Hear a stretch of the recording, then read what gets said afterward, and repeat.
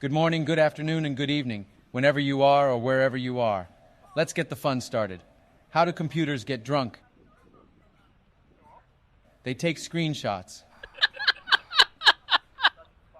Now it's the long joke. An Aussie businessman was at the jetty of a small coastal Oz village when a tinny with just one fisho docked. Inside the tinny were several bloody big yellowfin tuna.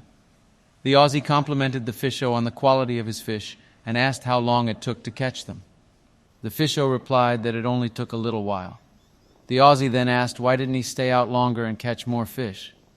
The fisho said he had enough to support his family's immediate needs. The Aussie then asked, "But what do you do with the rest of your time?"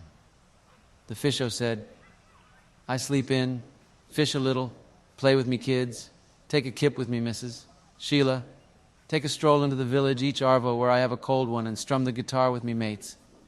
I have a full and busy life, mate." The Aussie laughed. "I am a uni of Sydney MBA and could give you a hand. You should spend more time fishing and with the dough buy a bigger tinny. With the dough from the bigger tinny you could buy several tinnies. Eventually you would have a flotilla of fishing tinnies. Instead of selling your catch to a middleman, you would sell directly to the processor, eventually opening your own cannery. You would control the product, processing, and distribution. You would need to leave this small coastal fishing village and move to Sydney, then Melbourne, and eventually the States, where you will run your expanding enterprise." The fisho asked, "But how long will this all take?" To which the Aussie replied, 10 or 15 years. "But what then?" The Aussie laughed and said, "That's the best part. When the time is right, you would announce an IPO and flog your company's stock to the public and become very rich. You would make millions."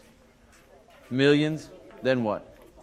The Aussie said, "Then you would retire, move to a small coastal fishing village where you would sleep in, fish a little, play with your kids, take a kip with your Sheila, take a stroll to the village in the arvo where you could have a cold one and strum your guitar with your mates."